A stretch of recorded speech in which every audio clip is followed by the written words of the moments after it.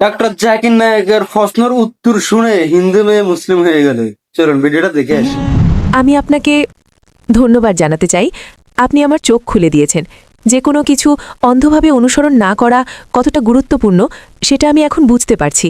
আপনার নাম কি বোন? আমার নাম প্রিয়া। প্রিয়া, ঠিক আছে বোন। প্রথমেই আমি আপনাকে ধন্যবাদ জানাতে চাই। আপনি আমাকে বুঝতে সাহায্য করেছেন যে কোনো বিশ্বাস বা ধর্ম অন্ধভাবে অনুসরণ করা ঠিক নয়। মাশাআল্লাহ। এখন আমি বুঝতে পারছি কোনো বিশ্বাস সম্পর্কে প্রশ্ন করা কতটা জরুরি। কি অন্ধভাবে অনুসরণ করা উচিত আর কি করা উচিত নয় সেটা জানা দরকার। তাই আমার প্রশ্ন হলো, কেন নবী মুহাম্মদ সাল্লাল্লাহু আলাইহি ওয়াসাল্লামই কেবল শেষ নবী ছিলেন এবং কেন পথ প্রদর্শনের জন্য আর কেউ আসেননি এই পাপপূর্ণ পৃথিবীতে? বোন খুব ভালো একটি প্রশ্ন করেছেন। কেন নবী মোহাম্মদ সাল্লাল্লাহু আলাইহি সাল্লাম শেষ ও চূড়ান্ত রাসূল ছিলেন, কেন তারপরে আর কোনো রাসূল আসবেন না? এটি খুব ভালো একটি প্রশ্ন। মানুষ আমাকে আরও জিজ্ঞেস করে যে কেন নবী মোহাম্মদকে প্রথমে পাঠানো হয়নি এবং কোরআন প্রথমে নাজিল করা হয়নি, তাহলে সমস্যা হতো না। উভয় প্রশ্নই যুক্তিসঙ্গত, উভয়ই যুক্তিসঙ্গত। যেমন আমার ছেলে বলে যে আমি ডাক্তার হতে চাই, কেন আপনি আমাকে সরাসরি মেডিকেল কলেজে ভর্তি করান না? আমি বললাম, না বাবা, প্রথমে তোমাকে যেতে হবে আমার ছেলে নার্সারিতে, জুনিয়র কেজিতে, প্রথম শ্রেণীতে, দ্বিতীয় শ্রেণীতে, ধাপে ধাপে। সুতরাং আল্লাহ সুবহানাহু ওয়া তাআলা আমাদের স্রষ্টা, তিনি মানুষকে সবচেয়ে ভালো জানেন। তিনি জানেন চূড়ান্ত বার্তা কি। তিনি জানেন যে মানুষ শেষ ও চূড়ান্ত বার্তা গ্রহণ করার জন্য এখনও প্রস্তুত হয়নি। তাই পূর্ববর্তী সমস্ত ওহী যা এসেছিল, যদি আপনি নার্সারিতে যান, আপনি ABCD পড়েন এবং তারপর আপনি এগিয়ে যেতে থাকেন, তারপর গণিত 1 2 3 4, 2 + 2 = 4, তারপর আপনি অন্যান্য বিষয়ে পড়েন, গুণ, ভাগ, এবং আপনি বিকশিত হতে থাকেন। একইভাবে আল্লাহ সুবহানাহু ওয়া তাআলা জানতেন যে যখন মানুষ ছিল, প্রথমে তিনি তাদের বিকাশের উপর নির্ভর করে সহজ বার্তা দিয়েছিলেন এবং আল্লাহ মনে করেছিলেন 1400 বছর আগে সঠিক সময় ছিল যে এখন মানুষ বিকশিত হয়েছে কোরআন আত্মস্থ করার জন্য। কিন্তু কোরআনের সৌন্দর্য হলো আল্লাহ জানতেন যে মানুষ আরও বিকশিত হবে, কিন্তু নিম্নতম প্রয়োজনীয়তা ছিল কোরআন গ্রহণের 1400 বছর আগে। মানুষ সহস্র সহস্র এবং লক্ষ লক্ষ বছর ধরে আছে, আল্লাহ আলম আমরা জানি না। তাহলে আল্লাহ কি করলেন? আল্লাহ শেষ ও চূড়ান্ত বার্তা কোরআন এবং নাজিল করলেন শেষ ও চূড়ান্ত রাসূল সাল্লাল্লাহু আলাইহি সাল্লামকে। কারণ যখন শেষ বার্তা আসে তার একটা সময়কাল থাকে, এবং যখন শেষ রাসূল আসেন তিনি চূড়ান্ত রাসূল। সুতরাং আল্লাহ সুবহানাহু ওয়া তাআলা যখন তিনি শেষ ও চূড়ান্ত বার্তা নাজিল করলেন, আল্লাহ কোরআনে বলেন সূরা মায়েদা অধ্যায় নম্বর 5 আয়াত নম্বর 3, আজ আমি তোমাদের জন্য তোমাদের ধর্ম পূর্ণ করলাম এবং তোমাদের জন্য ইসলাম মনোনীত করলাম এবং তোমাদের প্রতি আমার অনুগ্রহ সম্পূর্ণ করলাম। আল্লাহ মানুষকে বলছেন এই দিনে, এটি ছিল কোরআনের শেষ আয়াত যা নাজিল হয়েছিল, আমি তোমাদের জন্য আমার ধর্ম পূর্ণ করেছি এবং তোমাদের জন্য ইসলাম মনোনীত করেছি। এখন আল্লাহ ধর্ম পূর্ণ করার পর নতুন কিছু যোগ করা যাবে না, কিছু বাদ দেওয়া যাবে না।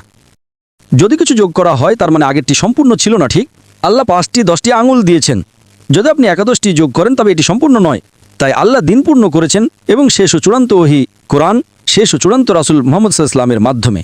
এটা কোথায় উল্লেখ করা হয়েছে? যেমন আমি আমার বক্তব্যে বলেছি সূরা আহজাব অধ্যায় নম্বর 33 আয়াত নম্বর 40-এ, মা কানা মুহাম্মাদুন আবা আহাদিম মির রিজালিকুম ওয়ালাকিন রাসূলুল্লাহ ওয়া খাতামুন নবিয়্যিন ওয়া কানা আল্লাহু বিকুল্লি শাইইন আলিমা, যে নবী মুহাম্মদ সাল্লাল্লাহু আলাইহি সাল্লাম তোমাদের কোনো পুরুষের পিতা নন, তবে তিনি আল্লাহর রাসূল এবং নবীদের মোহর। এখন যখন আল্লাহ শেষ ও চূড়ান্ত বার্তা নাজিল করলেন, মানুষ বিকশিত হতে থাকে এবং আমরা কোরআন আরও ভালোভাবে বুঝি। বিজ্ঞান উন্নত হয়েছে, আমরা এখন যেভাবে কোরআন বুঝি, আমরা কোরআনের কিছুটা ভালো বুঝি কারণ বিজ্ঞান উন্নত হয়েছে, কিন্তু বার্তা একই। এখন যেহেতু বার্তা পরিবর্তন হবে না, তাই আমাদের কোনো রাসূলের প্রয়োজন নেই। তাহলে আল্লাহ কি করেন? আল্লাহ মুসলিমদের বলেন, মুসলিম উম্মাহকে বলেন যে এখন তোমাদের দায়িত্ব যে বার্তা পৌঁছে দেওয়া। এবং আমি আমার আলোচনায় বলেছি, আল্লাহ সূরা ইমরান অধ্যায় নম্বর 3 আয়াত 110-এ বলেন, তোমরা সর্বোত্তম জাতি, মানুষের কল্যাণের জন্য আবির্ভূত হয়েছ। সুতরাং যেহেতু আর কোনো রাসূল আসবেন না, কারণ যদি কোনো রাসূল আসেন তাহলে একটি বার্তা থাকতে হবে। সুতরাং ওলামারা, দায়ীরা, যাদের অগাধ জ্ঞান আছে, এবং দায়ীরা যারা বার্তা পৌঁছে দেন, তারাই মশাল বাহক, তারা বার্তা পৌঁছে দেন মানুষকে বোঝানোর জন্য।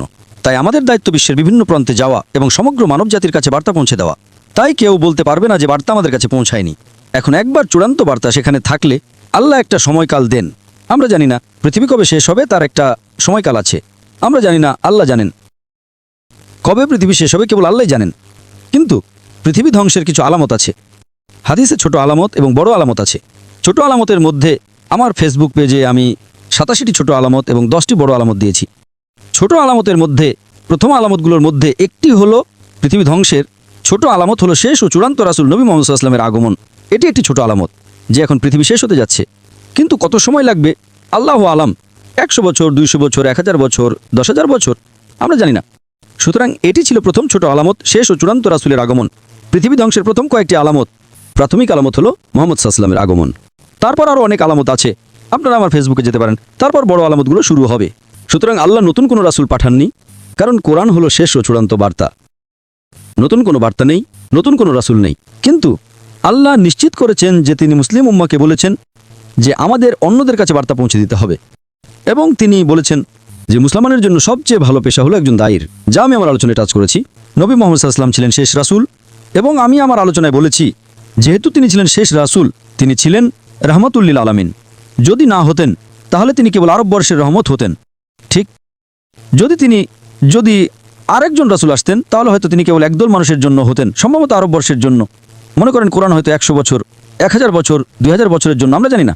সুতরাং যেহেতু আল্লাহ বলেছেন এটি শেষ ও চূড়ান্ত ওহী এবং নবী মুহাম্মদ সাল্লাল্লাহু আলাইহি ওয়াসাল্লাম শেষ ও চূড়ান্ত রাসূল, তাই এটি সমগ্র মানবজাতির জন্য। এই কারণে নবীর মর্যাদা অনেক উঁচুতে। যেহেতু তার মর্যাদা উঁচুতে এবং বার্তাটি উঁচুতে, আপনি রূপান্তরটা আরও দ্রুত দেখতে পাচ্ছেন। আজ পৃথিবীতে মানব জনসংখ্যার 25%-রও বেশি মুসলমান। আজ পৃথিবীতে সবচেয়ে অবহেলিত মানুষ হলো মুসলমানরা। পৃথিবীতে সবচেয়ে বেশি টার্গেট করা মানুষ হলো মুসলমানরা। সবচেয়ে বেশি সমালোচিত মানুষ হলো মুসলমানরা। সবাই আমাদের বিরুদ্ধে, তবুও বার্তা পৌঁছে যাচ্ছে। এটি শেষ সময় বোন। সুতরাং যেহেতু এটি শেষ সময়, তাই নতুন আর কোনো রাসূল আসবেন না। কিন্তু বার্তার শক্তি এতই প্রবল, এটি বিশ্বের অনেক মানুষকে অন্তর্ভুক্ত করছে। আগের যারা ধর্মগ্রহণ করেছিল, খ্রিস্টান ধর্ম ইত্যাদি, তারা কেবল নামমাত্র ছিল।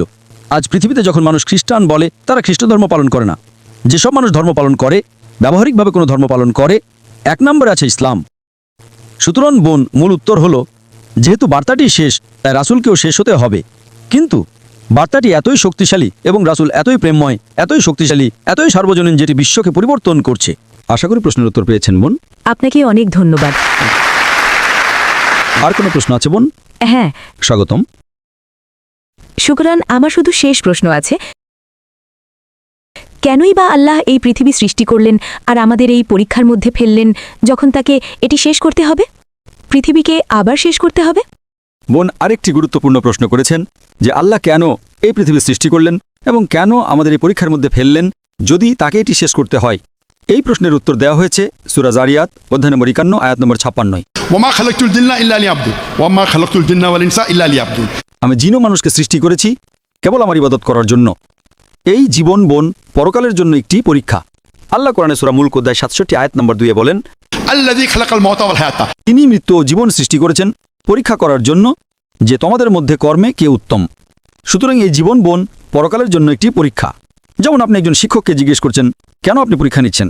পরীক্ষায় বোন কিছু লোক পাশ করে, কিছু লোক ফেল করে, ঠিক? সুতরাং যদি আপনি শিক্ষকের নির্দেশিকা অনুসরণ করেন, আপনি পাশ করবেন। যদি অনুসরণ না করেন, আপনি ফেল করবেন। সুতরাং শিক্ষক পরীক্ষা করছেন কে পাশ করার যোগ্য। সুতরাং আল্লাহ সুবহানাহু ওয়া তাআলা যেমন কোরআনে উল্লেখ করেছেন, জিজ্ঞেস করেছিলেন কে এই পরীক্ষা দিতে ইচ্ছুক।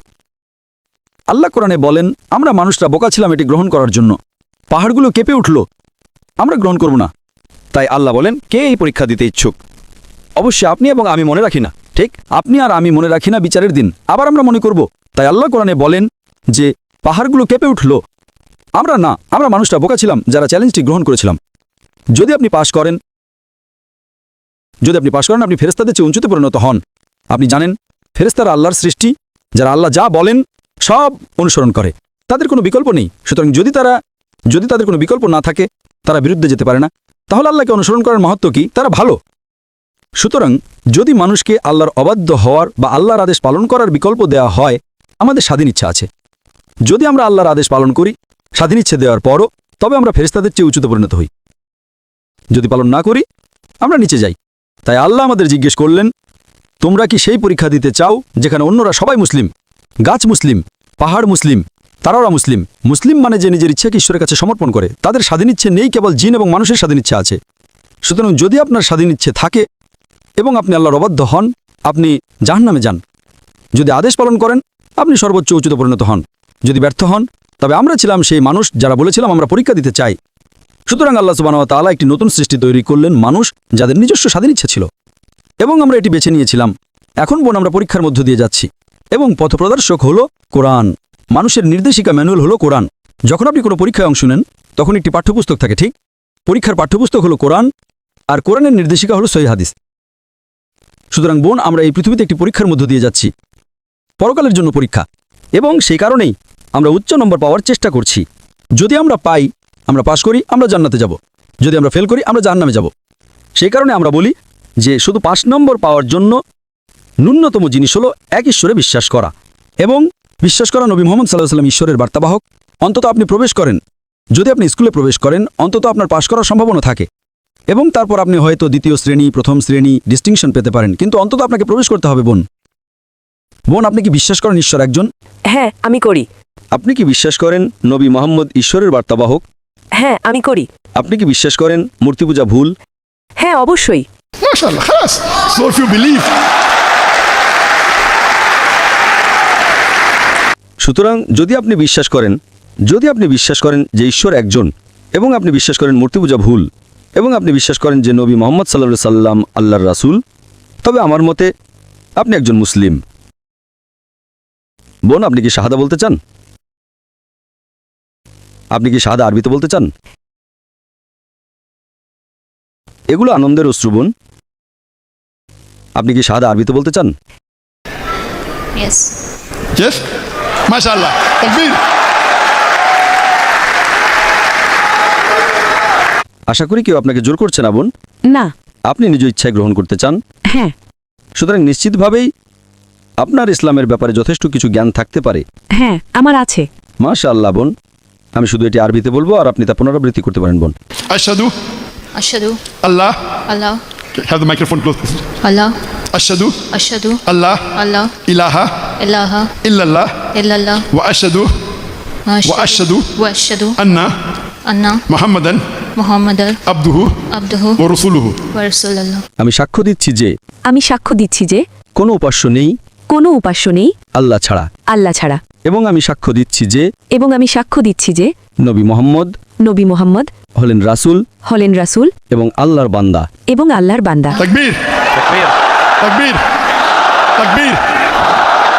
মাশাআল্লাহ বোন, আল্লাহ সুবহানাহু ওয়া তাআলা আপনাকে জান্নাতুল ফিরদৌস দান করুন, এবং সত্যি আপনি একটা বাহাদুরি পদক্ষেপ নিয়েছেন, এবং আল্লাহ সুবহানাহু ওয়া তাআলা আপনাকে আরও হেদায়েত দান করুন, এবং তিনি আপনাকে সাহায্য করুন। কারণ আমি বুঝতে পারছি মাশাআল্লাহ যে আপনি ইতিমধ্যে অনেক জ্ঞান অর্জন করেছেন, এবং আপনার প্রশ্নগুলো ছিল খুবই বুদ্ধিমত্তার প্রশ্ন, এবং মাশাআল্লাহ আল্লাহ সুবহানাহু ওয়া তাআলা আপনাকে দিনের আরও বেশি জ্ঞান দান করুন।